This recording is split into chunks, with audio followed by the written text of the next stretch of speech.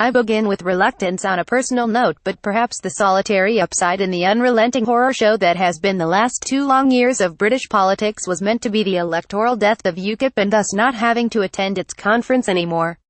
In fact, in transpires, not only do you still have to go to it, you have to fly to Belfast for it. It's got a new name, admittedly. It calls itself the Democratic Unionist Party Conference now. But it's a blizzard of weird Union Jack-waving nationalism with a Conservative Party in its back pocket, so it is, by definition, one and the same.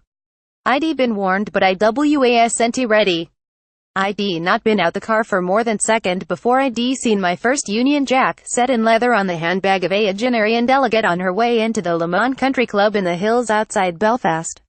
So total is the destruction of what passes for British politics at the moment, it is occasionally overlooked that there is one small party that has emerged not merely unscathed but utterly triumphant from its smoking wreckage. To arrive at a party conference that is not some dystopian carnival of division, disappointment and resentfulness is decidedly odd these days. The DUP has never quite had it so good. It campaigned for Brexit. It got it. And by virtue of some truly unlikely political maths, it holds the balance of power in Westminster and has a highly controversial £1.5 billion in its back pocket to show for it.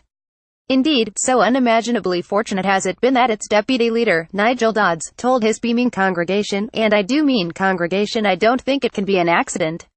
A spokesperson would later clarify that, yes, this is an allusion to a higher power as it were. After the Lord's intervention, Mr. Dodds would explain, it's hard to imagine how the results could have done more to maximize our influence. It is possible, in such moments, to feel sorry for Theresa May. As the daughter of an Anglican priest, it is fair to imagine in her quiet moments she ponders on quite what it is she has done to deserve her current fate. That it should be the consequence of the Lord himself imposing himself on the Brexit discussions via support for the Democratic Unionists is especially cruel. Cruel indeed, but not altogether surprising. In the popular imagination, God is still considered to be an elderly, white male, with opinions unblemished by at least 2,000 years of social change, so it certainly cannot be ruled out that he was hiding in plain sight in the conference hall on Saturday afternoon, waving a plastic Union Jack and emitting low-level growls at every mention of the words Sinn Féin. Still, at least we now have holy Brexit to add to the mix. Is it clean? Probably not. Is it hard? Oh yes.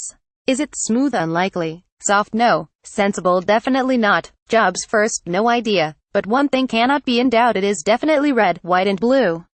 The Lord hath spoken, and through choosing the DUP as his vehicle through which to assert influence on the Brexit process, we are able to ascertain a much clearer picture of God's desired Brexit outcomes.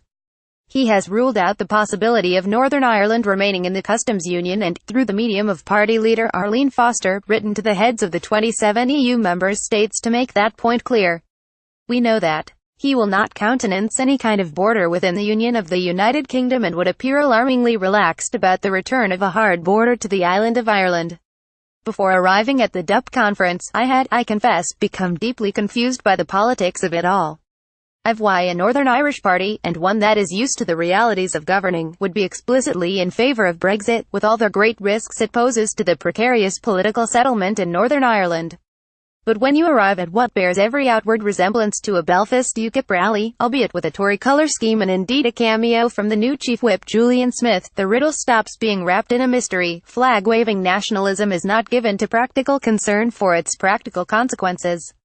Ordinarily, this volume of Union Jacks heralds the arrival either of Land of Hope and Glory or Nigel Farage. The DUP appear acutely aware of the risks of Brexit, and there is no surer sign of that than the moves to pre-apportion blame for its failure.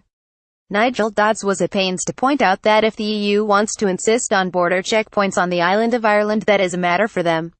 When you put it to him, as I did afterwards, that it was the UK, and not the EU, or indeed Dublin, that was changing the game, past grievances did not take long to emerge. We've faced an economic border with Ireland for many years. The Irish Republic, for instance, broke parity with sterling, which we'd had for decades, and joined the euro when the rest of the UK didn't. So the Republic has put up economic barriers to trade previously with Northern Ireland. We worked our way through that when they did that to us, and we will now work through the consequences of Brexit with them. This year, I'm told, was comparatively tame stuff. With the glare of the spotlight suddenly shining bright upon them, they were on their best behavior, even if the names of Laura Kuenssberg and Robert Peston remain solemnly uncrossed through on the accredited guest list. The Union Jacks weren't even passed round until after lunch. There was no folksy singing of "There'll always be an Ulster." Their, shall we say, traditional views on abortion and gay marriage went unuttered all day. But there was a ramping up of rhetoric all round. This time last year, the DUP's leader had not yet seen her power-sharing executive collapse under her feet after the renewable heat incentive scandal. The Unionists had not all but lost the balance of power at Stormont in an unexpected election. Northern Ireland had not gone without an executive for almost a year. At the time of her leader's speech last year, Sinn Féin were her partners in government. This time round, as she emerged to wild cheers, they were accused of glorifying the murder of the IRA. A phrase that did not appear easy work for the onstage signer for the deaf.